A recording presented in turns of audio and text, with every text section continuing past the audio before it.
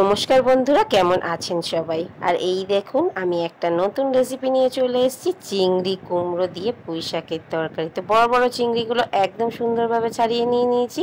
আর ঘুম থেকে উঠে দেখি ঘরের পাশে কিছুটা পুঁই শাক হয়েছিল, সেটাও কেটে নিয়ে নিয়েছিলাম। চিংড়ি মাছগুলো নুন হলুদ লঙ্কা গুঁড়ো দিয়ে মেখে মানে ভেজে তুলে নিলাম। তারপরে দিয়ে দিয়েছি একটু শুকনো লঙ্কার পাঁচফোড়ন ফোড়নে। তারপরে পেঁয়াজ কুচোগুলো দিয়ে দিয়েছি। পেঁয়াজটা একটু লাল লাল হতে আলুগুলো দিয়ে দিলাম। আলুটা এবার পেঁয়াজের সঙ্গে আরেকটু ভেজে নেব। আলুগুলোও যাতে ভাজা ভাজা হয়ে যায়, তাড়াতাড়ি সিদ্ধ হয়ে যায়, সেই জন্য কিন্তু আলুগুলো দিয়ে দিলাম। আলুগুলো তো সেদ্ধ হতে দেরি হয়, পুঁই শাক কুমড়োটা হয়ে যাবে। কারণ পুঁই শাকটা একদম সুন্দরভাবে মানে লকলকিয়ে বেরিয়েছিল, কচি থলথলে পুঁই শাক একদম। তো তোমাদের পুঁই শাক কুমড়ো খেতে কাদের ভালো লাগে অবশ্যই কিন্তু কমেন্ট করে বলো। এটা কিন্তু খুব সহজেই রান্না হয়ে যাচ্ছে।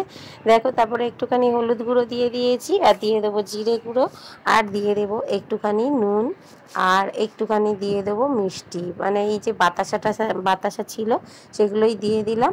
তো এভাবেই আজকে আমি রান্নাটা করে নিচ্ছি। আর ভালো লাগলে ভিডিওটা একটা লাইক কমেন্ট শেয়ার করে পাশে থাকবে।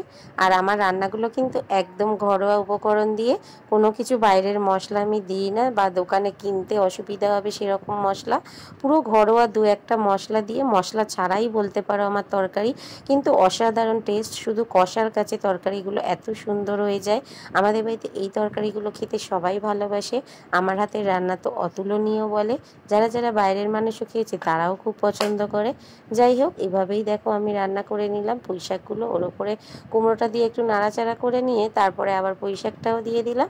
এবার আমি সবগুলোকে একসাথে মিক্সড করতে থাকবো। আর এইভাবে মিক্সড করতে করতে তারপরে এই পুঁই শাকের জলেই কিন্তু তরকারিটা হবে। কিন্তু আমি আজকে একটুখানি জল দেব, কারণ কি আমাদের আর অন্য কোনো রকম তরকারি হয়নি, একটু শাক ভাজা হয়েছে আর কচুর শাক রান্না হয়েছে। তো সেই জন্য আমি একটুখানি ঝোল ঝোল মতন, মানে ঝোল ঝোল মানে মাখা মাখা করবো আর কি, তাই অল্প একটু জলটা দিয়ে দিলাম। আর তোমরা চাইলে কিন্তু নরম আঁচে পুঁই শাকটা শুকনো শুকনো করে খাওয়ার ইচ্ছা হলে করতে পারো। পুঁই শাকের জলেই কিন্তু আলু কুমড়োটা সিদ্ধ হয়ে যাবে।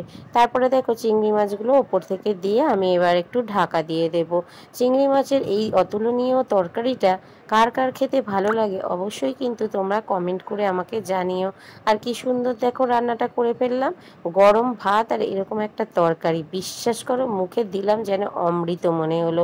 এই তরকারিটা দিয়ে যেন শুধুই ভাত খাওয়া হয়ে যায়, আর কোনো কিছু লাগে না পাতের পাশে।